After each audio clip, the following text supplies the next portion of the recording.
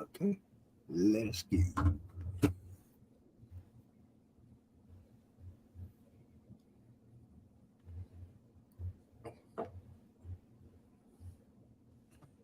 Oh, okay. All right, hold on. There we go. Yo, yo, yo, what up, friends? Ball and Buds is back. Yes, we are with a special Combat Sports Thursday edition. Usually you see us on Saturdays before the UFC pay-per-view, but with such a huge fight this weekend in boxing with Terence Crawford versus Errol Spence, we figured we had to give you some prime time Thursday night action so you could get a full analysis from Clubber D on all of the major boxing, UFC, and MMA. So that being said, we welcome in the star of the show, your UFC Combat Sports Insider for the Ball and Buds, Clubber D, the Combat G. How are we doing today, my brother? You know, we're making it. It's Thursday. You know, usually back in the day, you was watching Thunder or something like that on Thursday. But you're here with us. You tuned in. You saw the post on IG for the people that trickled on over there. You saw the post on Facebook, people that trickled on over there. You saw the post on MySpace. It was in my top 8 in categories. You saw the post on Black Planet. If you didn't call me, kiss my ass. You saw the post on Mi Gente Siagabo. You saw the post on Christian Mingle. I'll be there on Fellowship on Tuesdays in Nevada. But anyways, we're here and we're live. I can't. Did you say Mi Gente and they say Siagabo? Oh, Clubber D. Light it up. Let's go. Clubber D's Spanish skills are on point today, y'all. Not to mention, I was about to say, if you ever heard Clubber D roll his R's, he can roll his R's for a non-Hispanic man. I'll do it later. You know, some of y'all's mothers already know, but I'll do that later. Just make sure my distilled water is in the CPAP machine next to the bed. All right, if I'm over, you got to go. You're so stupid. You're so stupid. You're getting the Clubber D that you love. You also, what is that you are drinking on today, my friend? Oh, well, sir. Now that you asked that, shameless plug, but Bro Brothers, okay? If I get it right. It's nice. Black-owned spirit, bourbon whiskey made in Kentucky. Not sponsored, but hopefully a sponsor. We're taking any and all sponsors of the show. Liquid, non-liquid, pause if necessary. It was close. That was close. Very close. All sponsors welcome, and we definitely say support your Black-owned businesses and all your local businesses. Honestly, support all even Puerto Rican ones. Hello, even the Puerto Rican. Yeah. That being said, I have a shout out of my own. We got obviously to shout out Let's Talk Sports. If you're watching us on their channels, shout out DDH and the crew. Thank you for being a great partner with us. You may also be watching us on Sideline Sports Network.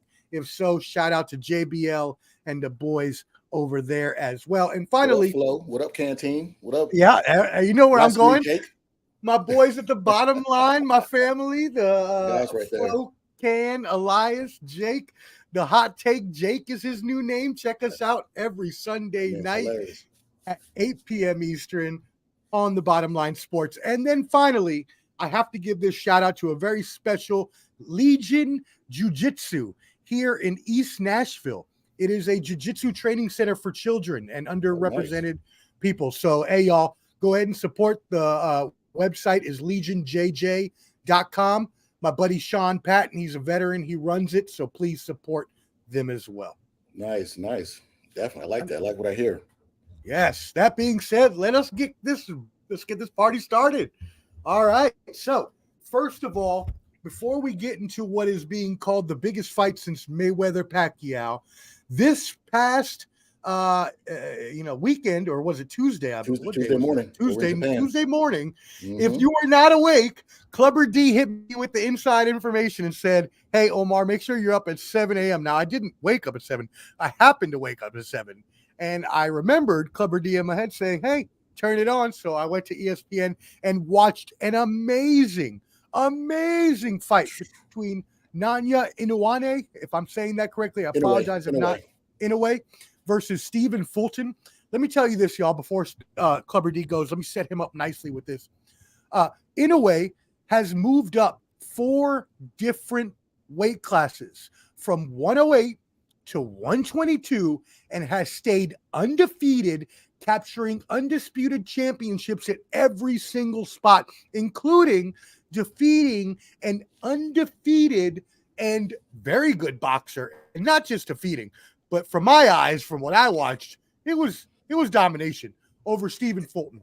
My friend, what are your thoughts on this fight? What do you think about this Inoue kid? What is going on? Well, Monster Inoue, he is basically the hype train of Lomachenko when Lomachenko first came in, but Lomachenko lost his first match. But Inoue, he's been undisputed. He's moving up. He moved up to super bantamweight at 122. He fought Cool Boy Steph. Now, people can say, why is this guy number 1? To why is he top 5? Is a bias. This man, I don't know if there's Keith Thurman said something about this. Like, is there a GOAT status in Japanese fighters? Is this, him, Sakuraba, some of the others, MMA fighters? But Inoue beat the brakes off Fulton. And Fulton is a great boxer. He has the lowest knockout percentage out of all the champions. He only had 8 knockouts. But the way he cut the ring off, killing him with the jab, it was a smaller man. He's moving up to super bantamweight, which is 122. I've been weighed 122 since 1984. That was back when I used to disco dance, but that's another story. But he cut the ring off. He used the jab. Everything Fulton used would not work against Inoue. I mean, this guy he broke him down. And Cool Boy Steph, that's his nickname. When he was walking to the ring, they fought in Japan. He looked kind of nervous. There's little controversy with the gloves, saying he's packing his gloves. But Japan, Vegas, New York, everyone has different rules of how you roll your gloves.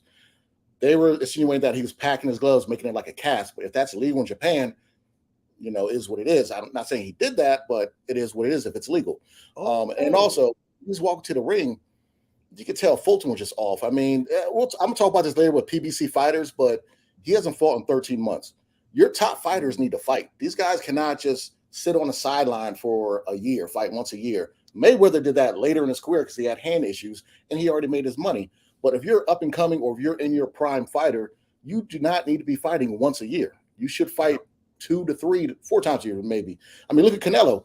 Canelo fights when he's healthy. He's about 3 to 4 times a year. So you need to be active if you're a top fighter.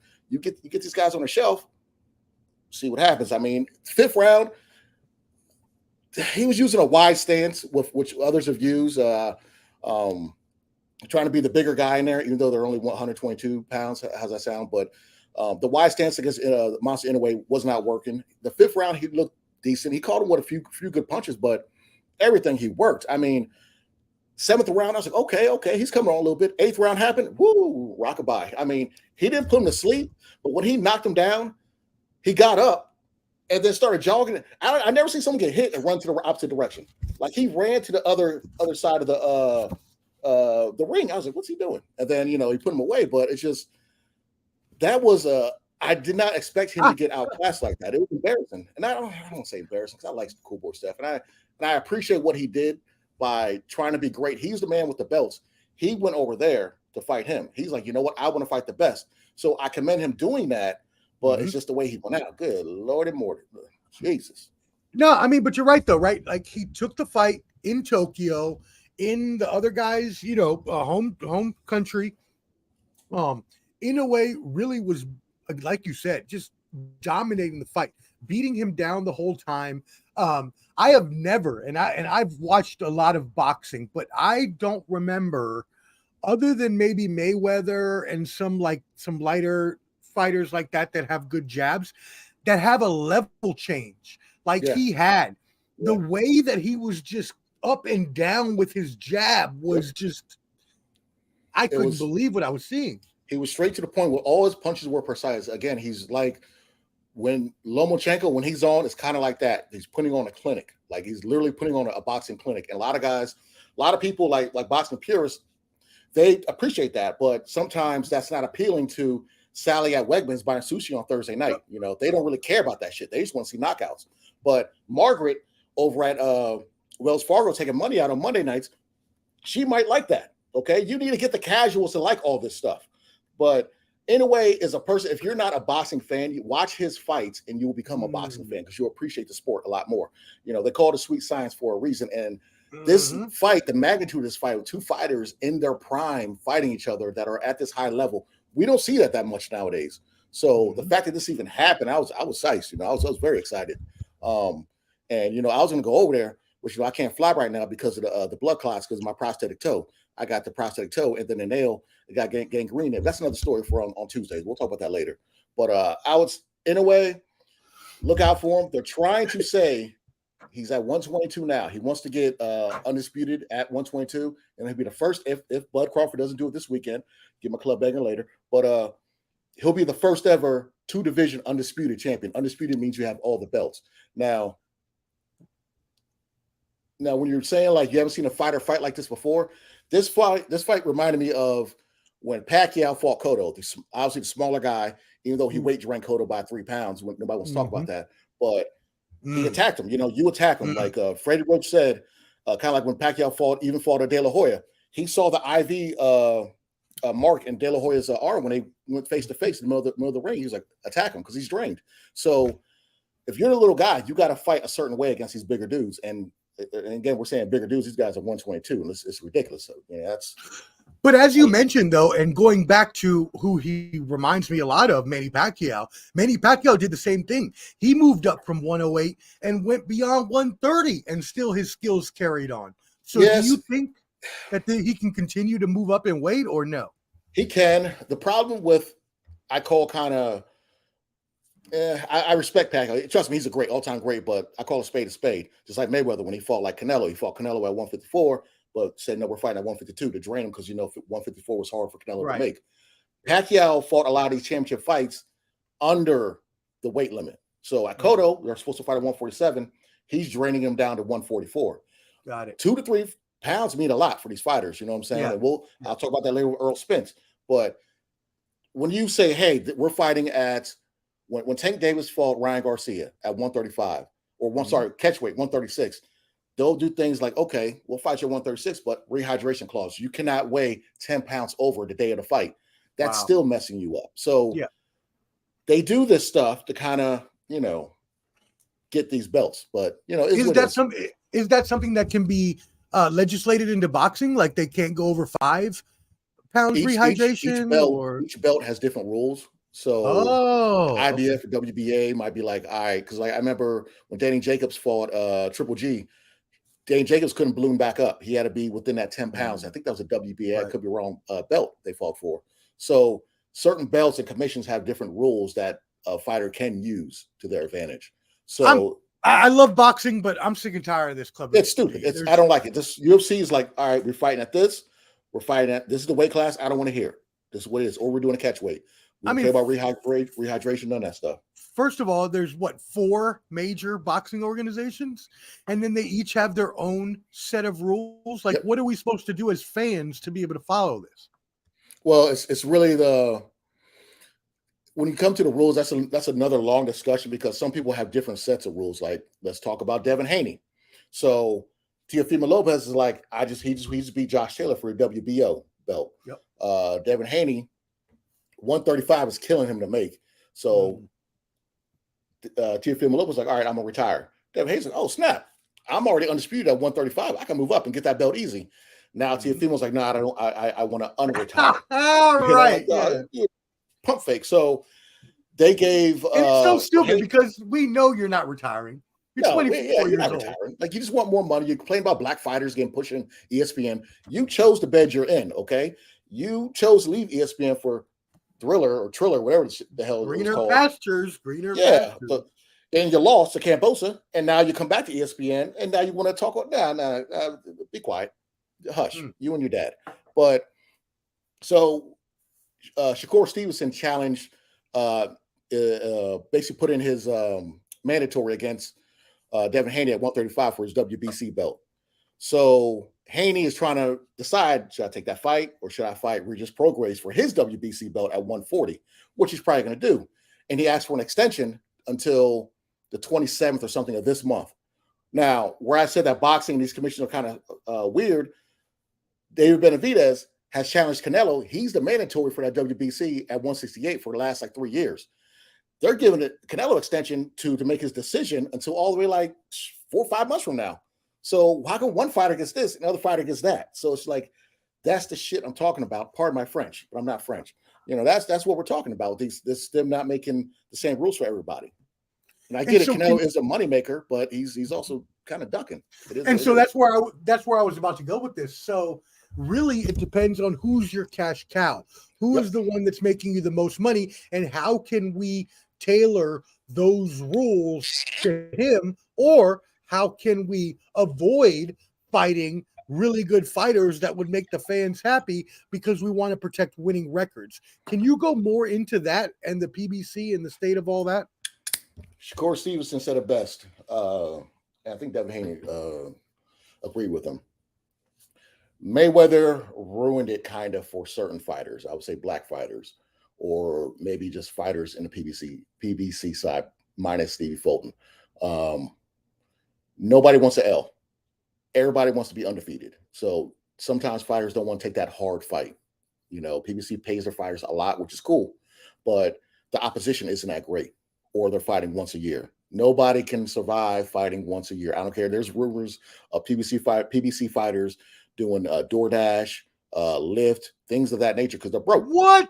Yes, and they're fighting only once a year. And look at Charlo. He's going on damn near 2 years since Big Charlo, the one at 160, has fought. Jermell, yeah, over 2 years, and then Jamal's been about a year with his hand. And then they expect him to come back and fight Canelo and win. Like, what do you expect? Exactly. So a lot of their fighters, it's managed poorly. I don't understand what they're doing. Danny Garcia, another one who sits around forever and then comes back to fight. Errol Spence, this man has legendary gaps within his fights. He still produces, but come on now. Like, I don't like this. I'm not a fan of a fighter fighting once a year.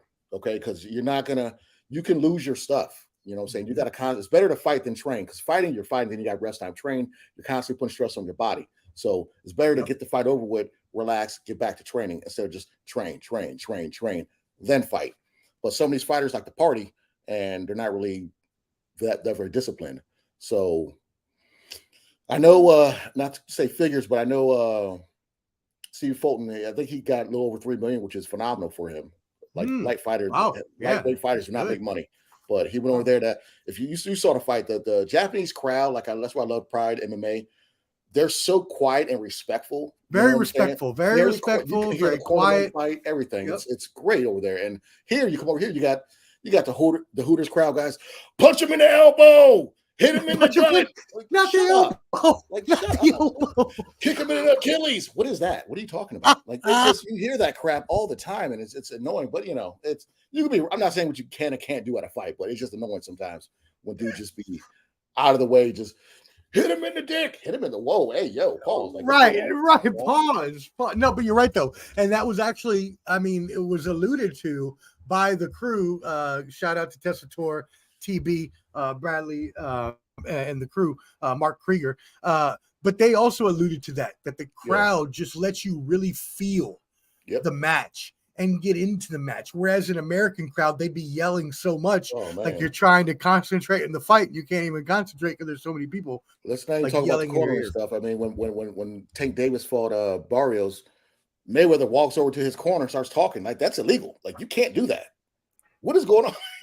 What in the earth is that? But just to end with Monster Inoue, they're trying to get him, build him up to him fighting Tank.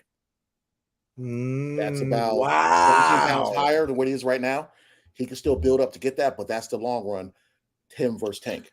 He's a monster. That's his nickname. But I was going to save this for later, but he's a monster. No, please. Beast, but Tank might punch the race off his face.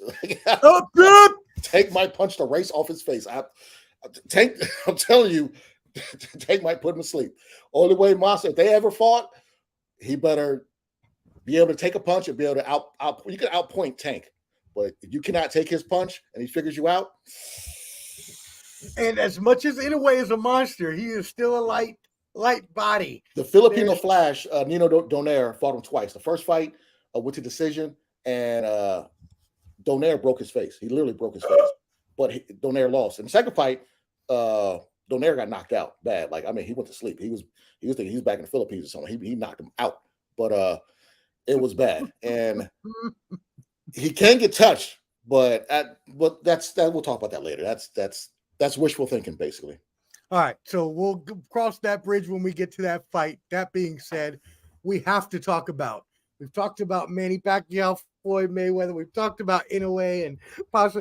Now we have what could be the biggest fight in the last decade. Yeah. As you mentioned, with PBC and other organizations not willing to work together, fighters trying to protect their undefeated record, right? Protect the zero. Fighters trying to make more money or beat lesser fighters to be able to enhance their image. All of these things have caused us boxing fans to be very restless. We haven't got the fights we've wanted. We haven't got the fights we've deserved.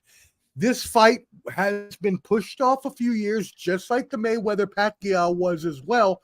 But we are finally getting it, and they are still in their primes technically.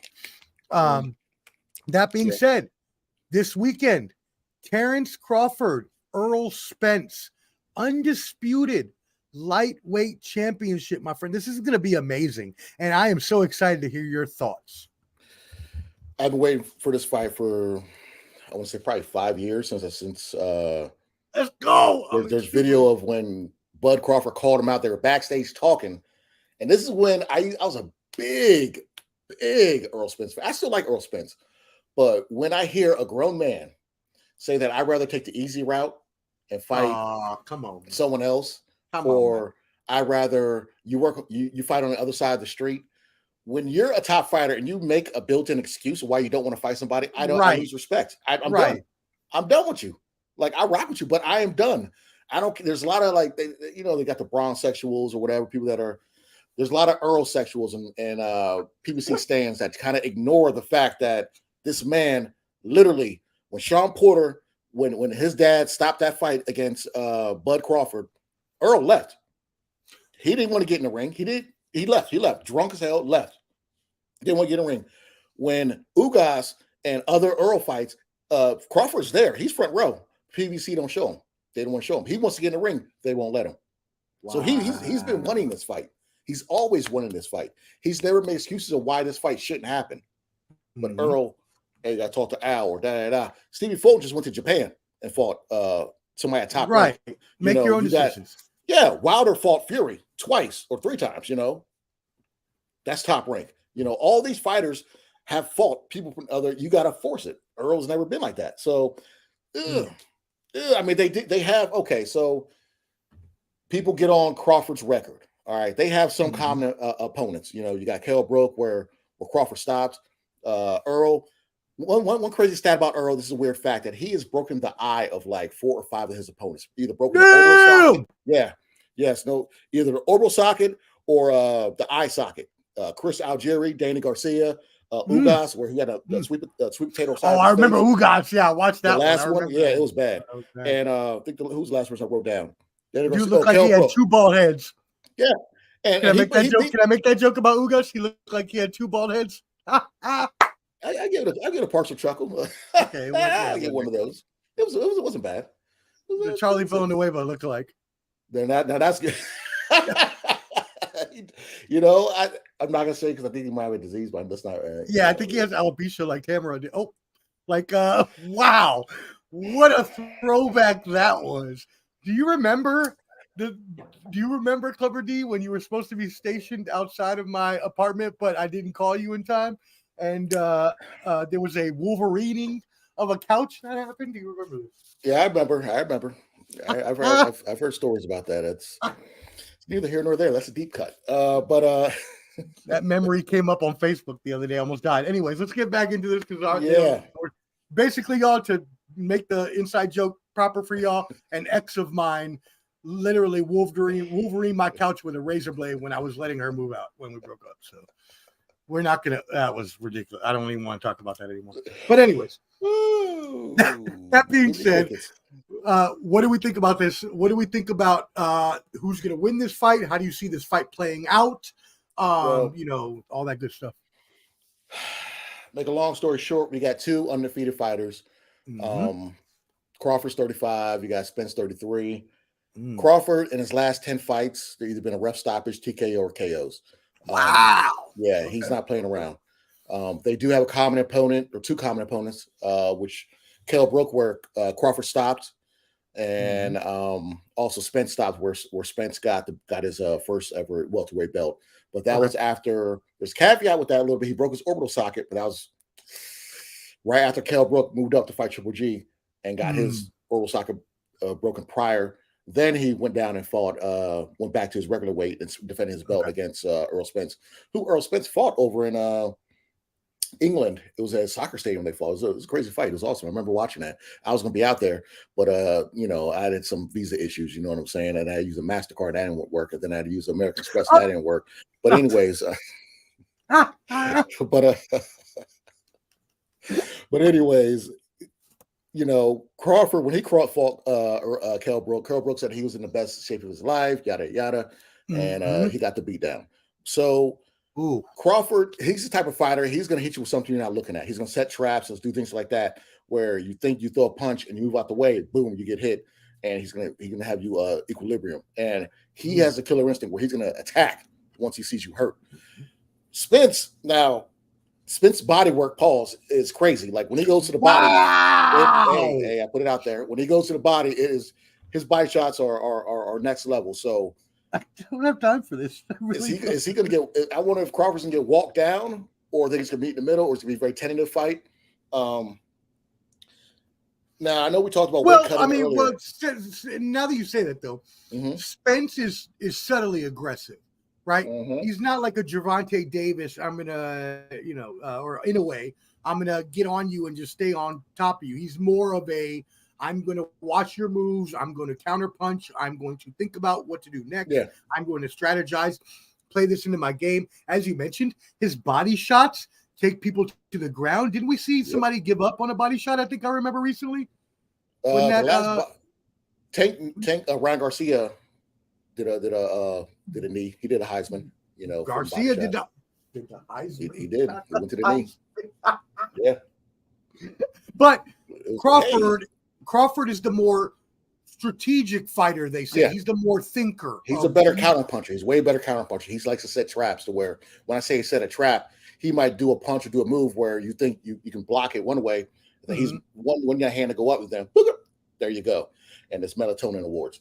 But the problem with this fight, see, Spence, the big thing about him is that he's a big drinker, he's a big partier.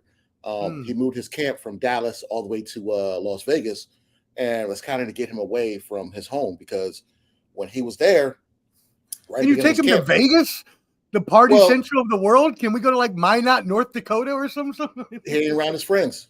You know what I mean? Like in Dallas, they had him going to date. They saw him going to date parties when he's the first day of his camp. Not saying you can do what you got to do, but so am I hearing you say that this could be a detriment to his? He had to buy a nutritionist. He's had a nutritionist. I think the last two fights, but again, he's only fought. His last fight was about, I think I wrote that down. 15 months ago when he fought US. That's damn near a year and a half, and you got Crawford who fought in December. He likes to stay active. He wants to stay active. Right. Spence, excuse me. So they had to take him. He bought a nutritionist and nutritionist and all this other good stuff because he has trouble making weight. He was already in an interview earlier. People are saying he looks drained as all hell. He's already said if there is a rematch, it has to be at 154, not at 147 no more. Wow. But in the contract, the winner picks where the rematch will weight class. So it's already said Stone, he's not fighting. When he's going to fight Keith Thurman, if this fight didn't happen, he's supposed to fight Keith Thurman. That was going to be at 154. You know what I mean? So, and him and Charlos, they're good friends. So we're like, what's going on there? So basically, whoever wins gets to pick their weight so that they have the advantage. Pretty much. Spence cannot make. It's like Devin Haney. Devin Haney cannot make 135 no more. He's grown out of that division. He's 24, 25 years old. Spence is 33. He should have already moved up years ago, but didn't. And he wants to move up to 154 now at age 33, which is cool. But this getting down to 147 is killing him. He cannot do this. So he already said it might not be man down, but Terence Crawford's going to be 39-1. So you're already saying you're not going to knock him out, but you're saying you're going to win. I don't know what fighters talk like this. You know, like who's going to say, I'm going to beat you? Muhammad Ali ever say something? I'm not going to knock you out, but I'm going to beat you. Like who? Right. No, you just whoop your ass. Like, what are they doing? So I saw some Errol sexuals writing stuff like, oh, he's drained or he's this. There's already excuses already in. You know what I mean? But if you saw Terence Crawford, who's the illest, you know what, from Omaha, from Nebraska, I'm sorry. From Nebraska. He's been locked in. He has been locked in on his training and everything. He's waiting for this fight. He's, you know, he's like the junkyard dog. It's about to be a thump. He's been waiting for this fight to happen. You know what I mean? So that's why I'm going Club Banger. You already know. Team Crawford. Okay? Team Crawford all day. Ever since back 5 years ago when they said they were going to fight, I was Team Crawford. I'm Team Crawford now. I love it. So you don't think that Crawford has been aged out yet? You think at 35 he's still young enough to pull the victory? You still think he's a great fighter? Do you think that Spence keeps it close? What is your outcome? I think because most people think this is a 50-50 fight. So it is a 50-50 fight. I wouldn't be shocked if there are knockdowns on each side because Crawford has been hurt before. He's been knocked down before. Spence, you guys heard him, but that was after his mouthpiece went out. He's been hit a couple times by Sean Porter. You know, I forgot all about that. He's been rocked a couple times by like Sean Porter, a couple people, nothing too crazy. But none of those fighters are Bud Crawford. You know, none of those fighters are Bud Crawford. When Bud was fighting Sean, when so Sean Porter's a common opponent then? Sean, yes, they both fought Sean Porter. Okay. Spence beat Sean Porter by split decision. Bud knocked him out in the 10th. Was dad stopped the fight? Whoa! So hey now. People say, "Oh, well, Sean didn't train." And shut up! I don't hear that stuff. He's a grown man. He's a fighter. He right. You better be training all the damn time. And the only reason Spence won, if you look at the fight, is because he knocked Sean down. And Sean will say he wasn't looking, got caught, flash knockdown, got back up. Take that knockdown away. Does Spence win that fight? Split decision. So Bud took him out. And Bud said, hey, I'm down. I'm down the scorecards. Okay, didn't take Davis' move. I'm down. Okay, boom, took him out. So with that being said, I just feel that Bud's always been locked in. He's always won this fight. He's a dog, you know what I'm saying? So I'm Crawford. Crawl forward. Now, is it a knockout? Is it a decision? What are you going with, my friend? I've been bad on my bangers. I am the after the fact king, but I've been bad on my predictions. But I'm thinking a decision. Okay. No split, unanimous. No split, unanimous. If it's split decision, I might faint, but the face might be in the split. But I will say it will be Terence Crawford, unanimous. There you go. 7 rounds to. No, that's too close. I want to say 7 rounds. No, I think he's going to win. I'm giving him 8 rounds. 8 rounds. Make it more even. 8 rounds to 4 for Terence Bud Crawford, which then makes that score, if I can do math really quickly, 116 to, I can't do math that quickly because I'm a little been drinking, 116 to 112. Thank you. Well, we'll see, because one of the judges was I believe in the Campos, I think it's Schultz, the guy's name, or I forgot the guy's name who fought this past weekend, and they gave it to Campos, and he did not win that fight, so we don't know. Whoa. What's going on with boxing judging? Club bangers. I hate it. I hate boxing judging. It's terrible, but that's what scares me. The ref is dope as shit, but that judge scares me a lot. So let me ask you a question, Clubber D. How do these judges get certified to be boxing and UFC judges? Commission. Whatever they have to go through training or something. Like, is there? You got to be qualified. You got to have a certain amount of rounds in or whatever. But the commission picks it. It's out of the whatever state that's in. They pick the judges. So because we've seen so many times that scores have been out of whack in not only boxing but UFC lately as well. Oh yeah, I mean, as a child, I wanted to cry when Pernell Whitaker went against Chavez and he said a draw. I said, "What? No, he won that fight. Like, no, he won that fight. He won that fight. Like, how's that a draw? Like, so Yeah, judges. I mean, since even in the Olympics with Roy Jones when he got silver when he should have got gold, How? It's ridiculous, Ugh. All right. Well, that, my friends, my family, fans, is Clubber D's prediction, his club banger for Crawford versus Spence, a Crawford unanimous decision. That being said, now we move on to the other huge event this weekend, UFC 291.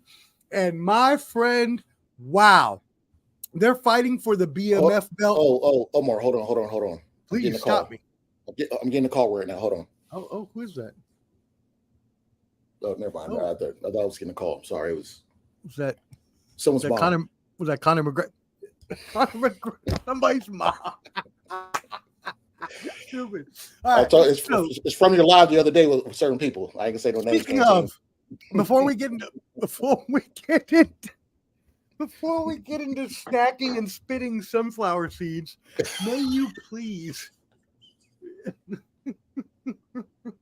have you seen the Power Slap new season? I told you earlier, and I used it earlier when I said someone got punched, the race punched off their face. But I saw one slap where the guy hit him, and then his body seized up. I haven't seen somebody seize up since Tank Abbott hit somebody. Like, why would you sit there and get slapped? I hope they're getting paid good money for this. Ever. I'm not gonna knock on anybody's profession. Do what you gotta do. If you gotta work, you gotta be on 14th Street in DC and make some money. Do what you gotta do. Okay. Hey, last time I went up there, y'all set Groupons. Quit playing with me. But anyways, if you gotta make money, make money. But you stay there and get slapped? Like, you would stand there and get, I just don't, you know what? If you like it, I love it. How about that? Lady in Red. That's where you find out. In pink, but whatever. 14th Street. Yeah, by Park in DC. 14th G&F. Oh, I know. I went there plenty of times in my younger youth. But yeah, we used to just go out there. You know what? That's just another story for another time. Yeah. There's too many bad things in that story. That being Artie's Gallery of Girls. Artie's. No. Too many deep cuts on this one. Too many deep cuts. You guys Too many deep cuts. All right. So, UFC 291, the BMF belt is on the line. This is a ceremonial type belt, similar or akin to the FTW belt in AEW. Shout out Taz. I'm not hating. I love you. It is a ceremonial belt, though, not officially recognized. The BMF belt, which stands for, excuse my French fans, earmuffs for the kids real quick. It stands for the baddest motherfucker belt, and these are two of the baddest. These boys are going to throw some beaters, and you know what I mean by that, my friend. What are your thoughts? This fight, I call it the screw the other champions, especially Aljamain Sterling belt, because when Aljo's, I'm gonna get there in a second, but Aljo's last fight, they brought O'Malley in and said, "Hey, you're fighting him in August, all right?" And Aljo's like, "Why are you saying I'm already gonna fight when I literally just got done with a fight? Literally, I was in Nashville for that fight. I called it." So my problem with this is Aljo was like, "What if I'm injured? What if I want to take a vacation? What if this? What if that?" Dana White said, "Well, then we'll make an interim. We'll strip the belt." Islam has been Wait a second. For such an established champion like himself, though, for Sterling, they don't like him. They don't like him. Why? Do they have personal beef or something? They go back and forth all the time. They go back and forth all the time. Oh, wow. Okay. But my thing is this. Volkanovski's already fought. Mm-hmm. Islam's been on the shelf because he's hurt. This belt should really be for Islam's belt, or Islam should be fighting one of these two. Mm-hmm. But he's fighting Oliveira later on in Abu Dhabi, I think in October. So how come he gets different treatment, but Aljo got the, you know what I'm saying? Like, but let's get to this fight. Yeah, this is a part two. The first one was a banger. Poirier, he's been out for a little while. Gagey, if he said it, I think it's his last fight. I think if he against Fariz. Oh, I didn't hear that. Okay.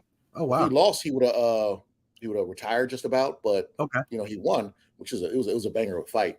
But the thing with Gaethje that's helped him out, his style has changed. He doesn't do the whole "I'm going to murder your leg by kicking you" all the time like he did the first fight. He was getting caught, but he's not as aggressive. He's more relaxed fighter. He's more trying to pick you apart instead of just go in, chop down your leg, punch you, come at you straight forward.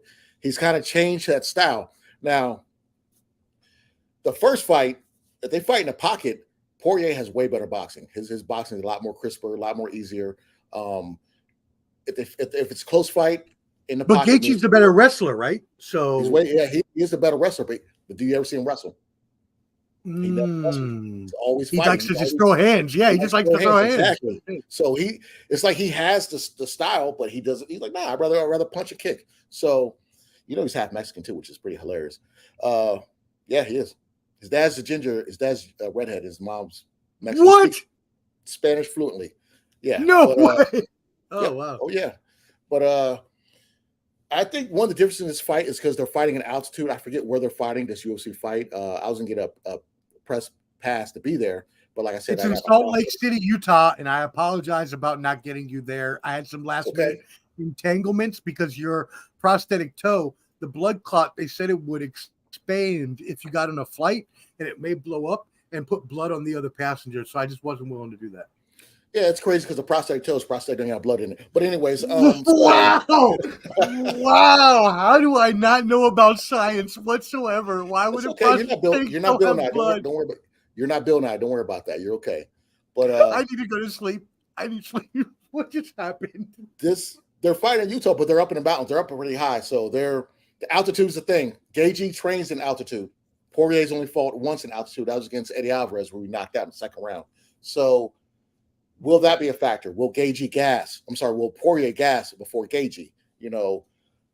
With this fight, I don't think it's going to live up to the hype as far as it being like a barn burner, 5 rounds of just slobber knocking. Shout out to Jim Ross, but I'm going to say with the background, with Gaethje on a hot streak and he's been fighting well, I'm going with Dustin Poirier. Okay, I'm going to 3rd round knockout Dustin Poirier. You heard it here. Oh, okay. 3rd round. I love Justin Gaethje and I love Dustin Poirier because I think that they are fighters that really represent what fighting is all about.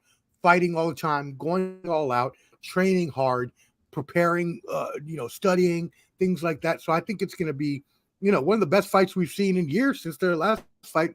That being said, I agree with you. I don't think that as much as I like Gaethje and I like his heart, I just think Poirier is just a superior fighter, and I just don't He's a better fighter. He's smarter, better, more crisp on his boxing. He's a great counter striker when it comes to MMA. And also, we're forgetting he still has that 3rd fight that he needs to do with Conor. UFC's all about money. You know what I mean? So remember the first fight, he put Conor to sleep. Second fight, Conor broke his leg. Now let me jump in real quick though, because the Michael Chandler, Conor McGregor, UFC tough fighter is off now. Is that what I'm hearing? Conor's he's never. Last I checked, he hasn't registered with USADA. It's basically drug testing. If you see the show, he's a lot bigger. He's bulked up. You know what I'm saying? I'm not gonna say he's on the juice, but he might be flirting with the juice. Okay, not saying he's trend, but he might be trend. If people know what I'm talking about. So that there's a reason why he hasn't flirted, and even drug tested, and even Chandler was like, "I'll fight you at 170 if you want to cut down to 155. You're at 170." So it's Conor. It's really on Conor. So are we saying that Conor is never going to fight in MMA again? I think he will, just not this year. Okay. Maybe 2024, but not because you got to be in USADA for like 6 months before you can fight. Oh, that's right. Yeah, that's right. They give like a probationary period. I don't see him fighting no time this year. I don't see it. Wow. Okay, cool. Well, we will move on to the next one then. Poirier Gaethje is going to be a banger. I definitely cannot wait to see it. I'm going to have one screen on Poirier Gaethje. I'm going to have the other screen on Crawford Spence, and I'm going to be good and set up. That being said, the co-main is Jan Blachowicz. I always suck with this name. Blachowicz versus AP, Alex Pereira. Now, AP was supposed to fight, I forget who it was. I apologize, someone else. and Blachowicz had to step in at the last minute to fill in. What are your thoughts on this fight, my friend? Well, like I told you earlier, offline, AP's a world-renowned kickboxer. Mm-hmm. He's putting a lot of people to sleep. And when I say sleep, we're talking like shadow realm. Like you're in rigor mortis. You're thinking about what you had to eat when you were in third grade and you pissed your pants in school. This is like In all the the time. metaverse. Yeah, in the metaverse. Every time you blacked out and don't know what's happening, you're on autopilot. He knocks you in that state where you know what's going on. Like, oh, that's what I did. That's where he knocks you. Okay. So he's like that one time, and I know we're going deep cut on this episode a lot, but shout out D Clubs the Ridge when he got knocked out by your pops and then got woken up again after he went through the Oh refrigerator. yeah, then knocked out and went down to the ground and woke up. So that's what AP does. And he's a big dude. Like when he fought at 185, he was cutting hard to get to that weight class. I mean, they're fighting at 205 now, which is closer to what he regularly walks around at. It's still a cut for him. He's the taller, bigger dude at 6'4". Jan Blachowicz is, I think he's 6'2", around my height. He's a wrestler, but he has power. They have one person that they've both fought. And that's Izzy Adesanya, when Adesanya moved up to try to get the 205 belt and lost because Blachowicz was like, I'm going to wrestle you. I'm going to take your bony ass down. So Blachowicz put up a good performance against John Jones as well. Right? Was that John Jones? I don't think they fought. Who am I thinking about? Maybe Dominic Reyes. Maybe that was it. Yeah, I'm tripping. Never mind. Continue. But Blachowicz, he's no slouch. He is no slouch. He has power and he can wrestle. If he was smart, perfect world, he would wrestle down AP, take him down, make him tired, and because AP doesn't really have a high level jiu-jitsu or grappling. I think he just started doing jiu-jitsu, even though he's Brazilian. And Blachowicz, I believe he's a black belt or blue belt, so he's pretty up there. He's a blue belt, actually. No, sorry, he's a black belt in jiu-jitsu. So he knows what he's doing on the ground, and he can take you down and wrestle. Now, but the thing is, you have to get there. You have to get this man on the ground. You can get an uppercut, what I'm saying? He might knock the Polish vodka out of him. You never know what's going to happen. So who do I have winning this fight? Club bangers. Club bangers. Part of me wants to say Blachowicz, third round. Nick is choke. But since this card is stacked. One hit of quitters. Two things can happen: either a bunch of knockouts or a bunch of boring fights. Oh, this will not be one of them. This will be a second round TKO, technical, maybe an RKO with the refs coming in and stopping. Second round love TKO is gonna knock the snot out of Blachowicz. No way. I feel it. He's gonna go to sleep. He's gonna be sleeping, like eyes closed. He's gonna be one of those, and the feather comes up and down like in the cartoons. It's gonna be one of those knockouts. I feel it. I can, and it's probably gonna be, this whole card, the main card and prelims. I'm gonna say 5 knockouts. 5 knockouts. Book it. If you're going to parlay, you can do how many knockouts can happen within the prelims and the main card. I'm saying 5. And I'm after the Fat King, so if it doesn't work, don't worry about that. I need y'all to follow up on Clubber D's bets. He will get you a winning streak here in sometime soon, hopefully. That means I really want someone to put a feather like over the mouth of people getting knocked out, just like let him blow up like the cartoons. Hilarious. So AP that beat Adesanya 3 times. You are saying third round knockout over the much bigger, and he looks like at least, Blachowicz. Is that correct? Yes. I mean, like I said, this is a teeter-totter. It can either go a boring Pereira being wrestled and being tired out to the third round and lose, or him catching Blachowicz trying to take him down in like the second round. I'm leaning towards the knockout. Yes, he beat Israel Adesanya 3 times, but, kickboxing is just stand up. You know what I'm saying? They fought twice in MMA, where the first fight, if you remember, Izzy was winning that fight and then got caught at the end. He actually took him down. Izzy Adesanya wrestled and took Pereira down. So So in this fight, how do you see Blachowicz attacking differently than Adesanya did to make a difference? Well, because he's an actual good wrestler. Okay. Izzy's not a wrestler at all. He's just a stand-up guy. He trained takedowns for this fight. Not saying he doesn't do that as normal MMA training, but Blachowicz he can wrestle.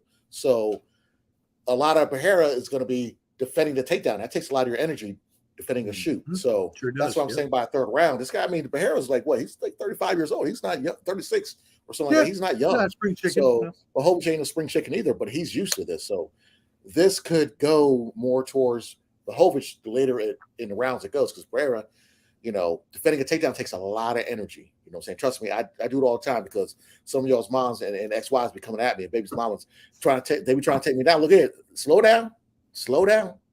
I'm not taking you to Wegmans. If we go on a date, I'll take you to Taco Bell, get you 2 items. You better get a drink. I'm just saying. All right. So lesson learned, ladies. If you come at this man, try and tackle him like Sauce Gardner, he's going to give you the sauce, but it might be some McDonald's BBQ. It could be some taco hot fire sauce. I don't know what he's going to give you, but he's going to give you the sauce. Hey, if you're fancy, you might get Polynesian sauce from Chick-fil-A. But until then, hey, milk and cookies for rookies, coffee and donuts for grown-ups, all right? Just remember that. I have a question, but I don't really have it for the show. It doesn't really pertain. I don't eat Chick-fil-A, so I don't know very much, but that just sounded weird. So neither do I. It's overrated. I don't like Chick-fil-A. Very overrated. Totally overrated. Worst chicken sandwich. Be long for chicken that dry. Sorry. Get out of here. Yes, I agree with you. That being said, all right, quick hitters. Let's do this. Let's run down the rest of the main fights on the UFC 291 card, because as you mentioned, it is a stacked and packed card. And I will just ask you for your club bangers for each fight. All right. So starting off, your boy, you love him, Wonder Boy Stephen Thompson versus Michael Pereira. What you got? I think he's from Nashville too. Is he from Tennessee? Oh, I didn't know that. I'm gonna have to. He might be. We'll have to look that up. But so Pereira actually looks like your cousin. Y'all look kind of alike with the man bun and everything. If you were 6'1", 6'2", you probably resemble him. But anyways, woo. This is a tough one, because Thompson has the karate style. Pereira is more capoeira, likes to dance, likes to do all that stuff. I'm going with Mikel Pereira. I'm going with him. I love Wonder Boy, but he's not going to win this fight. No. Okay, so are you saying knockout, decision? What are we taking? I'm going to say third round knockout. Third round knockout. Let's go. Third round knockout. And he's actually from Simpsonville, South Carolina, wherever the hell that is. Shout out. Kind of close. I thought it was Nashville. Yeah, no, Caleb Plant. I'm sorry. Caleb Plant's from Nashville. Oh, you already know. We love Caleb Plant. We love us. He's a beast. So this card is so stacked, my friend, that you have Derek the Black Beast Lewis, who is a perennial heavyweight contender, fighting on the undercard, fighting on the prelim card. What is going on, my friend? I mean, he's been knocked out the last like 3 or 4 times. I mean, I love Derek Lewis. He is what Kimbo Slice could have been if he got on MMA earlier. A knockout artist.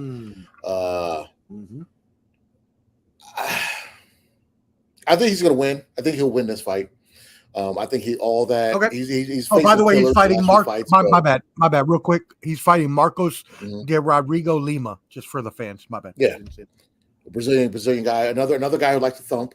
So he's not going to be taken down. He's not to worry about a takedown. Not going to worry about a lot of stuff. It's more just him going in there and banging. Okay. And I got Derek Lewis, and I'm doing this because I love watching him fight, because I know how he attacks the sport, how he just wants to put on a crowd pleasing fight. And he's been out for a while since he lost to I think it was Paklovich, or I forgot the dude's name, the one who's basically right under Stipe as far as the heavyweight contender, who's a beast, who's a monster. But I got Derek Lewis. We'll say first round. Let's not go alone. First round. First 1 minute round. Left, 1 minute and 3 seconds left. Knockout. Damn. Derek Lewis. Cannolis. All right. Well, fans, you heard it here first. First round knockout for Derek the Black Beast Lewis. Hopefully that will propel him back into the main card, because I agree with Clubber D. I absolutely love watching Lewis fight. There we go. Next fight up, Michael Chiesa versus Holland. Kevin Holland. I got Holland all day. Holland, this guy, he fluctuates from 170, 185, talks a lot of stuff. His IG is hilarious. So if anybody besides Derek Lewis, follow Michael Holland. Kevin Holland. He's hilarious on this. I would say Holland, because Kiesa hasn't fought in a little while, and Holland stays active.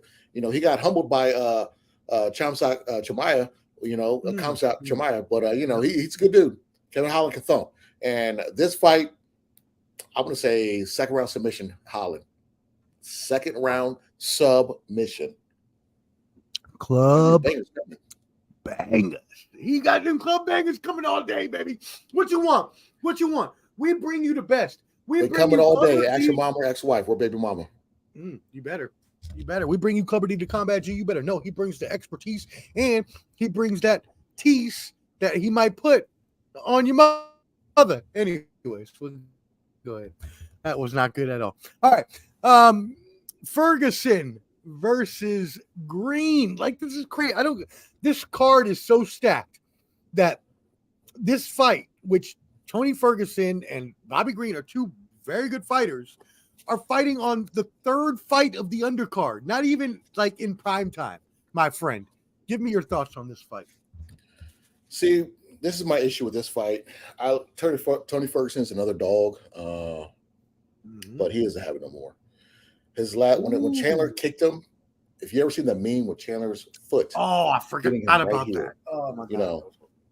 Excuse me. That was what makes that crazy is that happened, I believe. I could be wrong, but I believe that happened when I turned 40 and they had Canelo fighting the same day as another UFC card. And we were at a spot, we were watching both fights at the same time. Yes. They had boxing, like this weekend, boxing's on and UFC on. Okay. Yes. I believe that knockout happened during that time in May of last year. But since that fight, you had Ferguson fight Nate Diaz.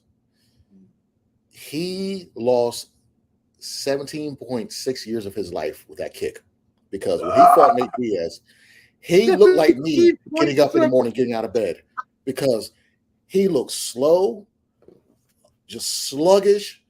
Nate Diaz made him look stupid in that fight, and he did not look like the same Tony Ferguson. Okay, that was years off of his life that he lost with that kick. This dude's been in wars, and Bobby King Green. I mean, when he comes, he's always going to come and scrap. His last round, I think, he ended with an eye poke or something like that. But Green is going to knock him out probably in first round. Ooh. Maybe second, but Green is going to knock him out. So you think Ferguson doesn't have it at all anymore? If you look at his last few fights, he's 39 years old. Okay, Bobby Green's 36.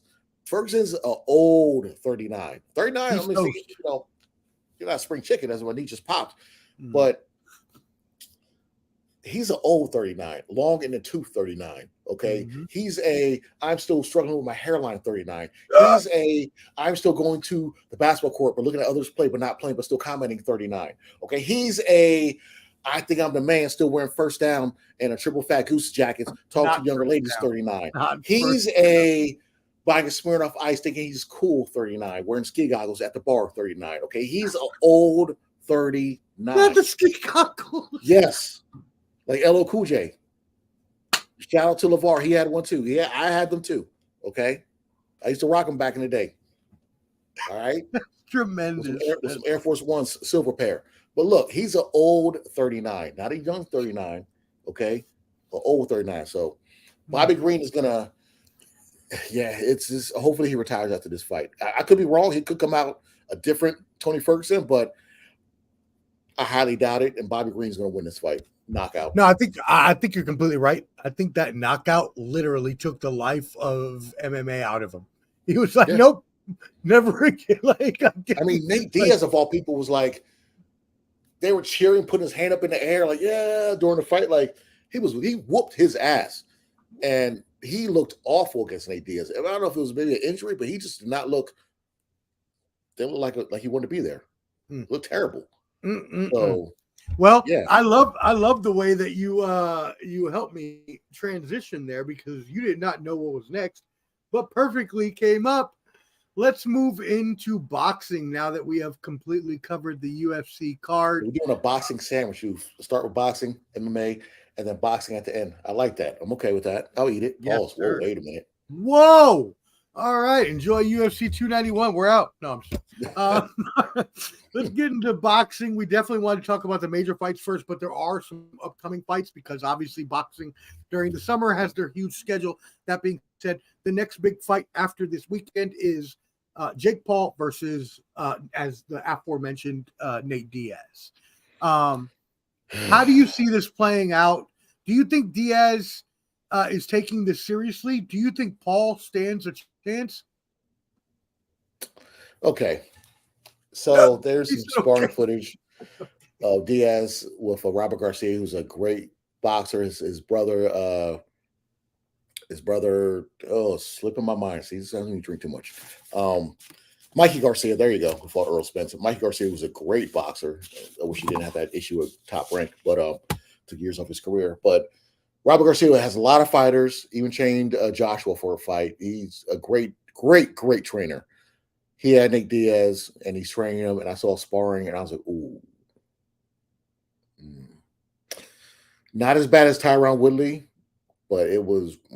And Diaz, him and his brother used to train with Andre Ward, one of the top fighters, one of my favorite fighters of all time. People don't give him much respect, but he was fighting with Andre Ward. They were sparring years ago because they're from the same area up in Cali, or close to the same area. And I tell you what, Diaz doesn't have knockout power. He's not a knockout artist in MMA. He's a wear you down type fighter, like his brother. They do triathlons, things of that nature. Say what you want about Jake Paul, but he actually takes boxing serious, and he's a decent boxer against people that aren't good. A seasoned boxer, he's not good against. Yeah, real quick, just to jump in, Jake, I did not mean to disrespect you. I know that at first, Clubber D and I thought that you were a joke. I didn't. Oh, I always said that he took it serious. Check the tapes. I said that he always took this serious. Okay, all right. I will say I thought you were joking at first. I've always but said you that. have proven to us through time that not only do you care about boxing, not only do you care about training well, but you care about the fighters and their health and things like UFC. Possibly, it's not going to happen to Union, but even you thinking that is better for the fight game in general, as well as having people fight. Like when he had Serrano fight Katie Taylor. Shout out Amanda Serrano, Boricua. My friend, continue on to why Jake Paul is important for boxing, even though he's not a boxer, and then also give us your club banger on this fight. So the reason why, I think it was, I don't know if it's a civil fight or the fight before we covered for Jake Paul, I said that, this guy, after his first ever boxing fight, he went to Big Bear, which is where De La Hoya and all them trained up in altitude area, and he did a 3 or 4 month camp to train for his second fight, and he's since then he's taken boxing serious. He's whatever outside the ring, but he actually trains. Yeah. And boxing is not a sport you can just pick up and just be good at. No. You got to be. You cannot jump. Only Sergio Martinez, who I love to watch fight, who knocked out Paul Williams, which I thought Paul Williams was dead. Great fighter too. Love Paul Williams, but Sergio Martinez picked up boxing late in his life and was really a world champion. And he should be on everybody's top 15 just for that fact. He put on great fights, but you cannot pick up boxing at age 20 and be good, or 25. You have to do this when you're young. If you're a heavyweight, yes, Deontay Wilder, you got your anomalies. Yes, you can do that. But when you're a lighter weight person, you have to have years in the. Devin Haney was fighting illegally when he was 16 years old. I mean, this guy's.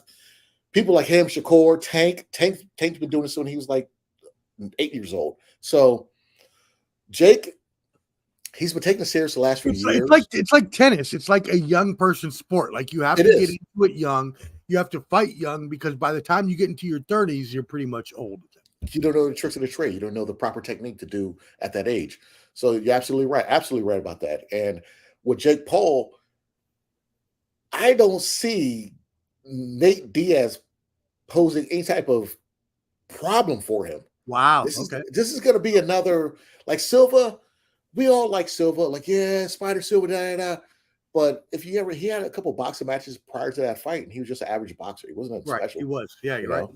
Mhm. So I don't see Diaz doing anything messing with Paul. I mean, he might do a couple antics, whatever, but I don't think Paul will knock him out per se. I think he'll just go to unanimous decision. Jake Paul. I don't. He might knock him down, but no, I don't. I'm sorry.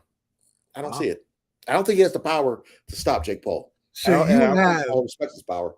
so you have Jake Paul, a Yeah. non-boxer, and we'll admit that he's a boxer kind of now, but a traditional non-boxer beating an MMA fighter who's had plenty of fights, plenty of punching going on against other people's faces. You're telling me that you believe that Jake Paul is going to beat Nate Diaz in this contest? Boxing and MMA are two different things. You can knock people out in Mm, MMA. That is not the same in boxing. The stance is right. different. The defense is different. That is totally different. Smaller gloves in MMA, bigger gloves in boxing. Do you know how to cut a ring off? Do you know how to do these things? Totally different aspect. I mean, you got to look at, people don't know this, Freddie Roach used to corner George Ooh, St. Freddie Pierre Roach. Yeah. later in his fights. Okay. Really? I didn't know that. Yeah, I didn't Yes, know he that. did. He was a boxing legend cornering a UFC fighter. Okay. And he's even said recently that boxing technique, like MMA fighters, they're still far apart. Right. Okay. Training somebody stand up in MMA is completely it's totally different. Wow. Gloves, the stance, cutting the ring, cutting the cage off, worrying about a takedown, not worrying about a takedown, what a feint, things like that. It's totally different. So Diaz, he has some knockdowns and got people out with, he's more submission guy, but he's not. I give heavyweights that move over to boxing a better chance than anybody in MMA try to switch over. You're mute. You're mute. You're mute. You're mute. I appreciate you. Yeah. With that, thank you. With that club banger of Paul beating Diaz, what could be next for him? Because he lost his last fight, obviously, and so now he's coming back. He's fighting Diaz, who he hopes is going to be a win, which will hopefully propel him back into fighting again. But he lost to Fury's younger brother, who's not, Tyson Fury by any means. Yeah. What's next for Jake Paul in this sport? Well, I think KSI has been calling him out due to beat his brother, God. and he has that Misfits boxing on the Zone, which I don't watch that. Cool. The other guys, Salt Poppy, a couple other guys that are on there. They're big in the UK. I give them credit for making something in the UK cool, like boxing, because they appreciate that stuff over there. I don't like the organization because you had these IG and whatever people, social media folks trying to sell a fight. I get that, but you had one guy throw hot dogs on a Muslim guy, like pork. Like what is going on? That's Like you're doing up. that much to sell a fight. That's So I can't respect that. Like it's just cheap heat. stuff like that is just ridiculous. That's low hanging fruit like type stuff. You know what I mean? So That's that low budget MJF cheap heat where he's like, so oh, y'all got fat women in Cincinnati, like like yeah. Rick Rude used to do. Like get that cheap heat real quick. Like, oh, y'all are so ugly and fat, but I'm gonna get booed anyways. They used to call me Rick Rude back in the early 90s because I whoop your ass and steal your girl back in the day. And I used to put her face on my tights. But that's another story. We'll do the memoirs of Clubber D later on. But Ravishing Clubber D. That's right. They'll let me do the hip thrust. All right, before we get into that craziness, there are 2 heavyweight fights coming up before the next time we come on with our pay-per-view. And I actually got somebody knocking at the door, so I'm going to go check this. So I need you to talk for a second. But Anthony Joshua versus Dillian White and David Dubois versus Alexander Usyk. These are the 2 big heavyweight fights coming up, my friend. Take over for a couple minutes while I go check what's going on. Got you. I got this. So right now, Omar had to get offline because one of y'all's mothers is going there knocking at the door thinking it's at my house, but it's actually, it's one of y'all from Tennessee. But that's another story. Let's go. Dillian White against Joshua. So this fight is going on because they're trying to build Joshua against Wilder, which should happen hopefully in November or December timeframe in Saudi Arabia. So in the time being, Joshua he's with Derek James, who's training fighters like Frank Martin, the Charlos, Errol Spence. So and Ryan Garcia just got the Derek James. He's should be trainer of the year, but Anthony Joshua's working with him now. This could be his second fight with Derek James. So they're going to fight Dillian White over there in the UK, make some money, and then make a lot of money, hopefully, against Wilder later on.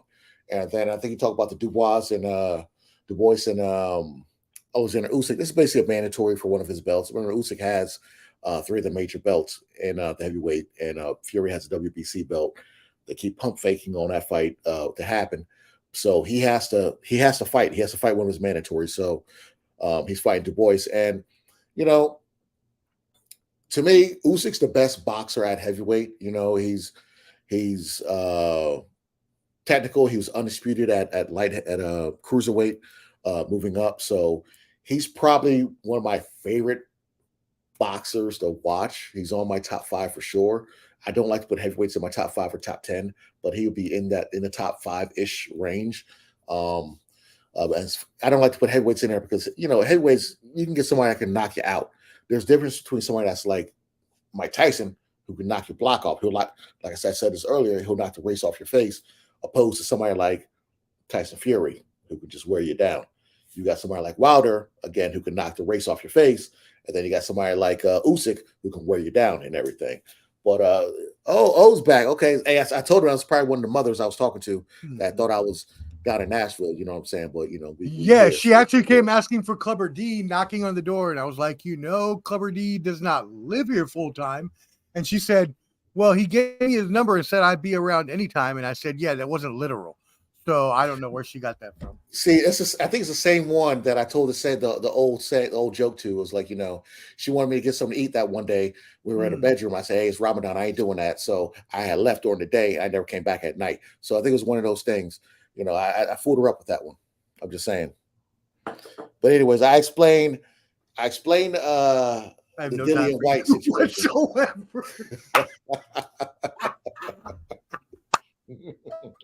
I have no time for you. Nobody's gonna get it. What's the Dillian White situation? I told her, it's just they're looking for the big fight against Joshua. Joshua. They're looking for the big fight against Wilder later on in Saudi Arabia. They're trying to do that fight, but they got to fight in between.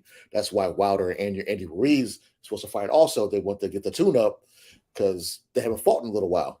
And so did you give your club bangers for those fights? Oh, I haven't done that yet. I saved that. But it'll be, since I give Joshua, Dillian White hasn't looked the same since not at all. Yep. I agree. Ever since he got caught with the steroids, he's been kind of fat and kind of since then. I got Joshua knocking his ass out probably 6th round. He's gone. He'll be this over there, so he doesn't go far to meet his tea time, get his tea and crumpets. You know what I'm saying? So if he knocks him out in 6 rounds, he can still fight possibly Wilder in November in Saudi Arabia. Yeah. Even if he goes all the way, that's the big money fight that they're angling for. Because Joshua, he's still a big dog in the UK, but he's not as big as he used to be. Okay, no, this guy after he got beat by Ruiz, wasn't it? He got Ruiz, Usyk twice. Usyk too. Yeah, that's right. His last performance against Franklin was subpar. So how the mighty have fallen. Yeah, I mean, he can still sell, but you got to remember these guys are selling out like 80, 90 seat arenas out there. Wembley Stadium, SummerSlam. You haven't seen that since Road Warriors going down there with the motorcycles, with the spikes. I was in Wembley one time when I was doing a strip show. I was part of the Magic Mike the Chitlin circuit. This was the urban edition. I was a headliner. You know what I'm saying? It was all brothers and Latinos. You know what I'm saying? But this is back in 1997. I wish I could leave right now. I hate you so much. I wish I could leave. The Chitlin circuit. We was throwing out chitlins, arroz con bollas, all that stuff. We was doing all that stuff. You know what I'm saying? I rolled the R. Hope you heard that. I heard it. All right. So let's say Joshua gets past White, fights Wilder in Saudi Arabia. We'll talk about that a little later. Usyk. What's your we didn't get your club banger in that one. What's your club banger? Usyk. He'll break him down. It'll be, whew, if it goes to distance, he's winning 10 rounds. But Okay. yeah, I got him winning 10 rounds. And then, so who does Usyk fight after that? Does he go back to the card that they were trying to put together? So you got to understand, Saudi Arabia, they have a lot of money out there. That's why the Joshua Ruiz rematch was in Saudi Arabia.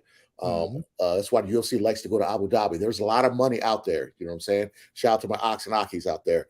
But the thing is, the card they were trying to put together was Usyk versus Fury for undisputed, and Wilder Joshua as the undercard, as the winner, getting the winner of that. Wow. That's the card they're trying to put together. And they have the money to do it.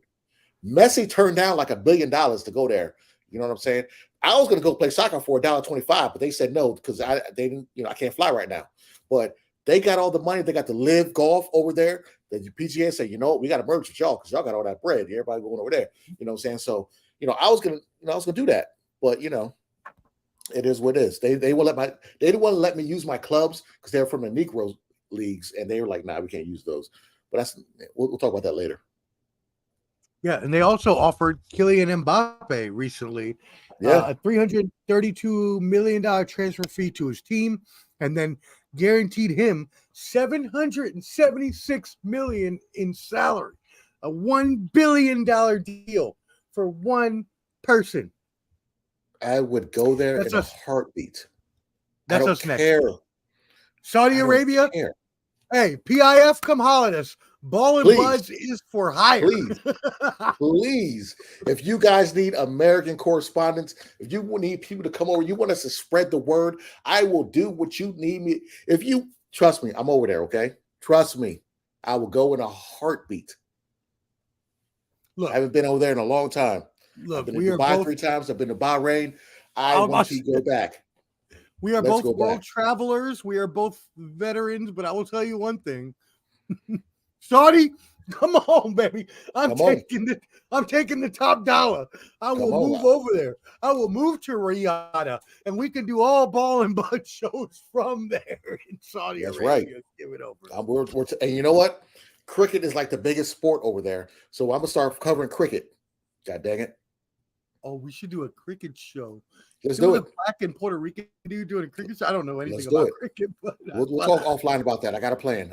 All right. Sounds good. All right. So speaking of, though, Wilder versus Andrew Ruiz, what's happening with this fight? Because, again, the business of boxing could be getting in the way of this, especially if he were to fight Joshua in November. Could he still fight Ruiz next year? Let me tell you about the business of boxing. This is how weird it is. I'm going to go back to one of my favorite young fighters, Devin Haney. Okay, this man at age 23 bet on himself and said, you know what? Sure did. Excuse me for a second. I noticed the haters coming up. He said, you know what? Fuck the haters. I'm going to take less money, but I want to be great, kind of like Steve Fulton tried to do. Dare to be great. I'm going to go to Australia. I'm going to fight for undisputed. Okay. In my contract, I'm doing a 3-fight deal. If I win, I have to go back to Australia to defend my belt. Wow. That's what Devin Haney did. And also his father, who's been in jail, out of jail, turned his life around, great father. They have the great father-son connection. They wouldn't let him come to Australia. Oh, that's right. Yeah, they wouldn't let him fly over. 2 days. 2 days before the fight. Mm-hmm. Okay. I remember that. He did that, won both times, and then Top Rank ESPN said, you got one more time to fight us. You got to fight. You got to defend the undisputed again against Lomachenko, who we want you to fight. Okay. Had him fight Lomachenko, but guess what? They said, we're going to have you fight, but you're going to have to train during Ramadan. Okay. Haney's a Muslim. Him and his dad, they're Muslims. Okay. So he had to train during Ramadan. People are like, oh, he lost it. This boy was drained. Right. It's basically like the rehydration clause. You're fucking somebody's weight up. Yes. I mean, not everybody's a king that can just make Robinson look bad in the finals during Ramadan. When a dream was killing Dave Robinson back then. That's a deep cut. Yeah, that's a deep cut. That was all during Ramadan. People don't know that. So, okay, now with his fight, we're talking the boxing business. Shakur's like, I want to fight you, Haney.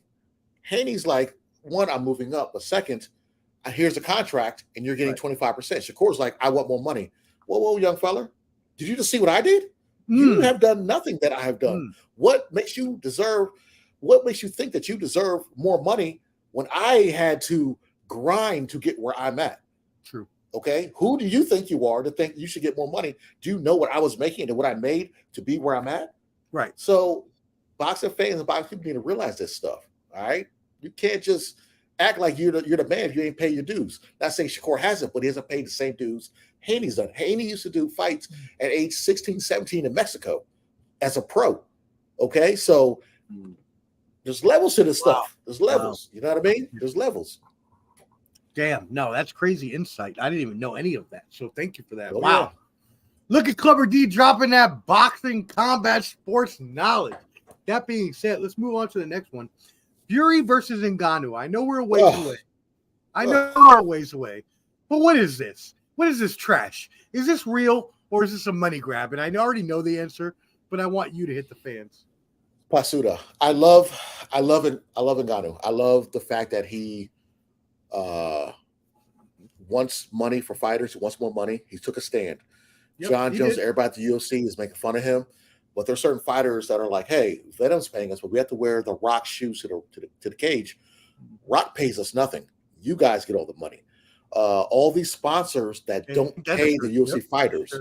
Okay, remember the shoes used to be. The gear used to be Reebok. Now it's Venom. And then UFC isn't paying their fighters enough, so it's like a trickle down effect. Exactly. The top fighters, yes, they'll get millions. Cool, but compared to boxing and even Bellator or bare knuckle fighting, they're not making the same amount of money. So I get Ngannou, Jake Paul. Let's make health insurance. These guys are independent contractors. They don't have health insurance. UFC makes hand over fist in money. The fighters should get more. That's my opinion.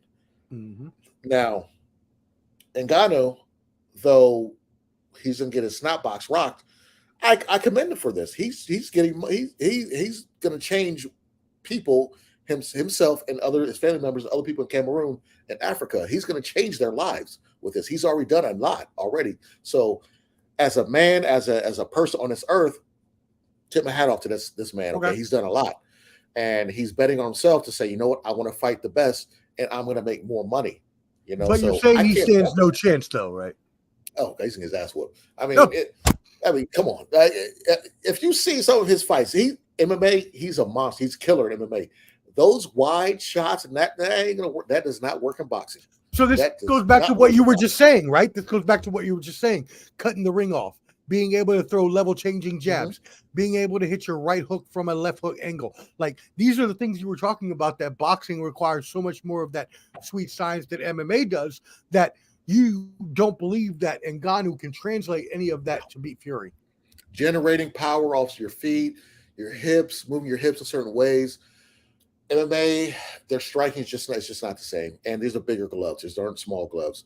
Wow.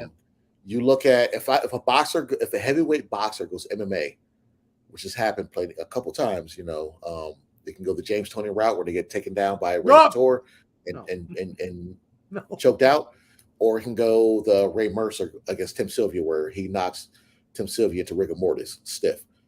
So you can't. It's just Ngannou is not going to look like Ngannou. Okay.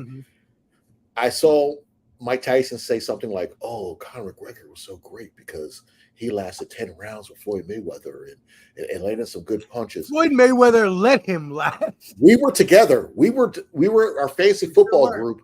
We were in Clearwater, okay, watching that fight. You and my brother you guys put the knee down and put the fist up during our national anthem. Okay, we were the only ones saying USA, USA when Mayweather came out. Everyone else acted like they were from Ireland. It's so funny about certain black athletes. There's no patriotism, but with other athletes, it's patriotism. Another conversation. But I remember that we yelled at the bar. It is what it is. We were the only ones going for Mayweather at that bar, and it was 95% Conor McGregor, and it was packed. I mean, it was packed. And when Mayweather won, people were like, "Oh my God, how could this happen?" I'm like, "Are you kidding me?" Mayweather played with this man, and pause. And Conor came in about 20 pounds overweight. He ballooned up 20 pounds. So we were like, this man, maybe Conor doesn't have a stand a chance. But Mayweather told everybody what he was going to do. I want to, box around a little bit and then take him to the deep waters and drown him. Mayweather had a practice session with him. He had a sparring session. That's all. Yeah, pretty much. It was just it's like the same people that said, "Oh, Ronda Rousey could beat Mayweather." Are you kidding me? Just like Ronda Rousey got knocked out by whatever her name was. Yeah. Oh, doctor in the WWE. She woke up to the leg drops. Ah, where am I? Stupid. Now she's getting out of there. Now she, did you see what happened recently? So they put her and Shayna Baszler finally in a damn feud. But what happened was at SummerSlam they had was it SummerSlam? No, SummerSlam's coming up. It was Money in the Bank. They had Shayna Baszler turn on Ronda Rousey in the middle of the match. No backstory, no nothing. But it was just that, I think Ronda Rousey wants to take a break. So now we have to change all of our plans to suit her and have, her best friend break up with her early when we didn't want it. Anyways, it was a whole convoluted shit. That sounds terribly written. And what it is. Is going on. That's exactly right. You can leave that right there. I know exactly what you're talking about. That being said, thank you for that. So last question. Obviously, these are the mailbag questions, so I'm reading from the mail. So, if there is your prediction, now the person in their email, they just wrote whoever the winner was, but you said that you think Crawford is going to win. Who is the top pound-for-pound fighter in the world if Crawford wins? Is it Crawford? Is it Inoue? I keep doing it. Inoue. Just say Monster. Monster Inoue. A Monster. Is it Fury? Who is it?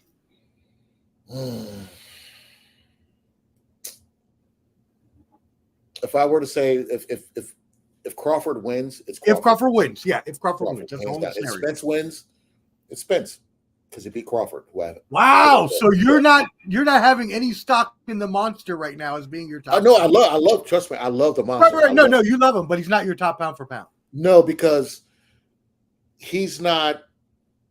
I would say the person. Steve Fulton's a great fighter, but Steve Fulton's not Spencer Crawford. Respectfully, right? I put it like that. No, that makes sense. He's not on it. He is top notch. Yeah, as far as fighters in general, but he's not Spencer Crawford. I have those two higher in my list of fighters. So yeah. Okay. All right. If I were to make a list, Inoue would probably be top 3. Pound for me. So top 3, not top 5. That's better than top 5. Okay. All right. And we will get Clubber D's top 5 next time for UFC 292, which will be the next time that you see us, folks. That being said, what else do you have, my friend? Any final notes? Any final stories you have for us? We're working on the Ball and Buds Instagram page. We're gonna try to do some fun stuff with that. Shout out to what's his name at ABC, the person that connected that almost had us for the backstage patches for Nashville. What's the man's name? Shout out Dave Lockett, Senior Director of Public Relations for UFC. Shout out Artie Dwarnick, maybe. I apologize, madam. ESPN head for UFC. And shout out Donald Soros. Not Soros. Wow. I don't know his last name. Donald, who works at ABC. I have not talked to him yet, but hopefully in the future. They are awesome connections. We appreciate y'all checking us out today. That's right. And we will be looking forward to doing our Ball and Buds live pay-per-view special live on location. So I've been in talks. I shouldn't say in talks.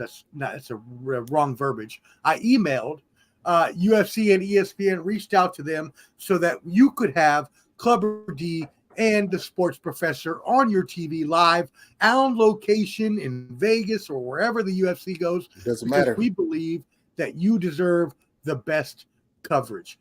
That being said, shout out Let's Talk Sports, DDH and the crew.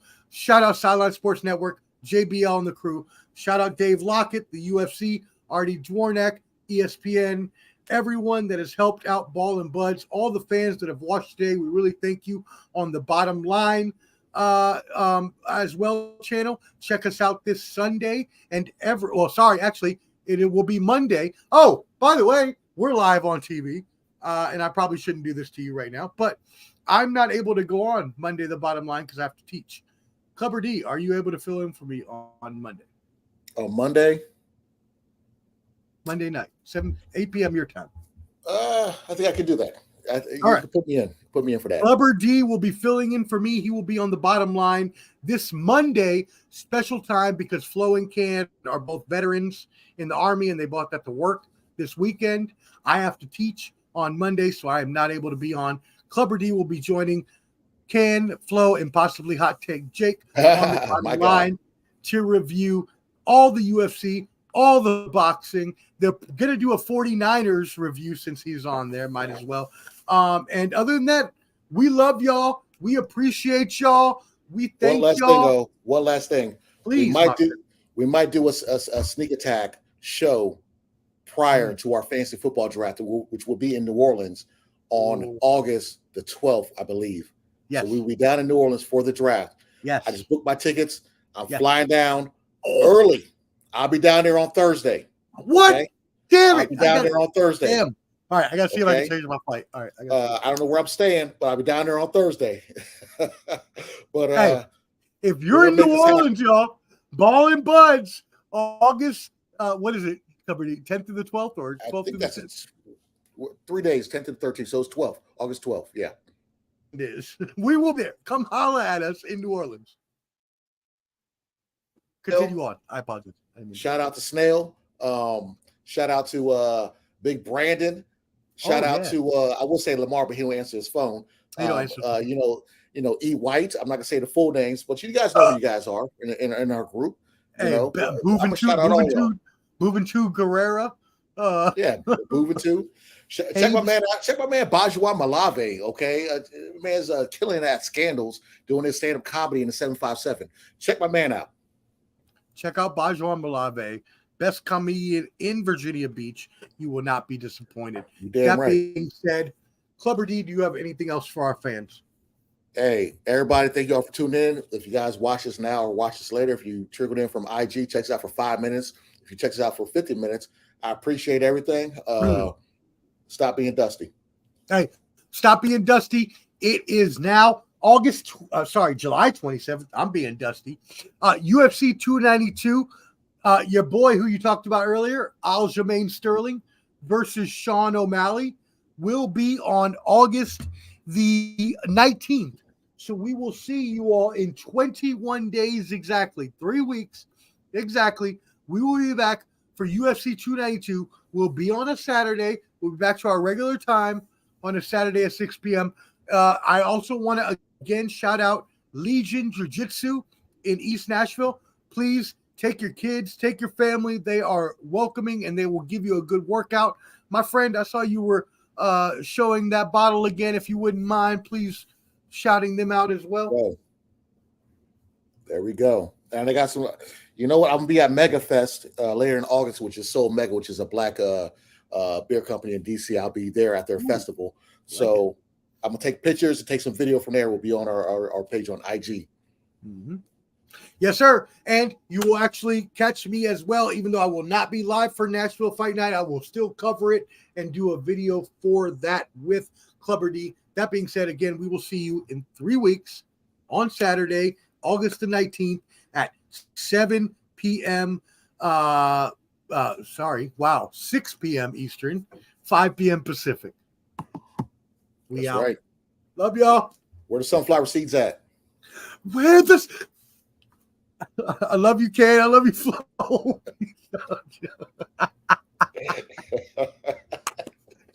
Yeah.